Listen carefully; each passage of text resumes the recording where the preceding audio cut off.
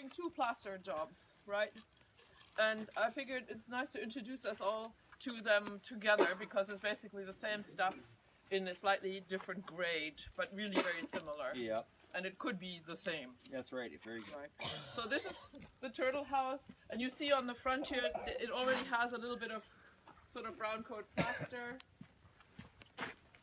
Some people like the brown coat plaster to be much more perfect, much more smooth, one solid surface. Others like it to be soft and following the surface of the cob. This one is really following the surface of the cob at this point. Yeah, and I guess the learning piece, what I would say is that as students we are all learning. So when the wall's done by a bunch of people that are learning, typically you're going to be able to see, okay, someone was working here, someone was working here, someone was working here. And so as an educational facility, the amount of hands that have actually gone into getting it where it is even right now is off the hook. And so typically it is preference. And there's areas, I've worked with Pat quite a few years now, and Pat's like the cob father, as you heard, but he's actually really, his passion is trimming cob, even though he won't admit it. But he trims the cob sometimes so well that you may not even need to put a brown coat because it's so smooth and so straight. Whereas there's other times where the wall might not be, and so if it didn't get shaved or trimmed, it just ends up being not so, I think I say more natural, because nothing is perfect in nature, true?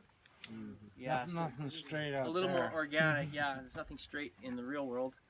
So on this building, you're going to continue with the brown coat. And on that building is where we're going to make a mix of finish coat with a little bit of color pigment. And then it goes on top of a very straight and flat. The quality there is a different one. The buildings are the different kind of quality too, as we talked about already this morning. This is the funky, organic, beautiful shape. And that one is the more zen. Which one are you talking about over there? The one that's just behind the barn that you see when you're walking down. Oh, green roof. Okay, the eco nest. So that is all very straight line, and it's very Japanese themed.